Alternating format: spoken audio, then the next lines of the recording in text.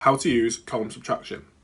First, place the numbers on top of each other, lining them up using their place value columns. See how the ones in each number line up, just like the tens and the hundreds do also. Then, we start from the right and work our way left. 8 subtract 2. Well, 2 away from 8 equals 6. That goes beneath our answer line. Next, 7 subtract 8. Here we have a problem. We can't take 8 away from 7, as 8 is bigger. Instead, we need to exchange 1 from the column to the left, like this.